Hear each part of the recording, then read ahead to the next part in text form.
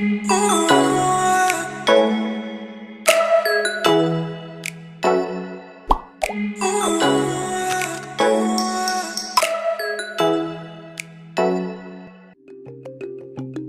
албан тушаалтан Дармагийн эхнэр Чимгээ 2017 оны 3 дугаар сарын 20-ны өдөр бизнесээ өргөжүүлэх зорилгоор 70 сая төгрөгийн бизнесийн зээл авчээ. Энэ мөнгөөрөө бэлэх цусланд 2 амны орон сууц бариулж 2017 оны 6 дугаар сарын 10-ны өдөр тус бүрийг нь 50 сая төгрөгөөр худалдсан байна. Дарма 2017 оны хувийн ашиг сонирхол хөрөнгө орлогын мэдүүлгээ 2018 оны 2 дугаар сарын 5-ны өдөр гаргасан ба дээр дурдсан зүйлүүдийг эхнэрийн бизнест хамааралтай түүнчлэн зээл бол орлого биш гэх шалтгаанаар мэдүүлээгүй өнгөрч.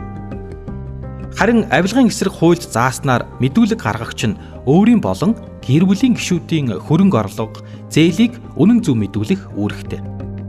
Мөн мэдүүлэг гаргагч заасан хугацаанд мэдүүлгээ мэдүүлсэний дараа хөрөнгө орлого нь 1 сарын хөтөлбөрийн хөлсний доод хэмжээг 250 дахин нэмэгдүүлсэнтэй тэнцэх буюу түүнээс дээш хэмжээгээр өөрчлөгдсөн бол түүнийг тухай бүр 30 хоногийн дотор мэдүүлнэ гэж заасан байдаг. Тиймээс Дарма нэгдүгээрт өөрийн төдийг эхнэрийн хөрөнгө орлого зээлийг мэдүүлэх үүрэгтэй байсан. Хоёрдугаарт их хэмжээний өөрчлөлт мэдүүлэх сонголттойгоор дээрх зээлийг зээл хэсэгт, амны орон сууц борлуулсан орлогыг орлого хэсэгт 30 хоногийн дотор мэдүүлэх ёстой байсан юм.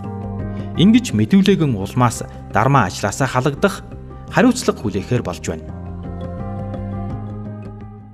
Авилгатай тэмцэх газраас зөвлөлөө.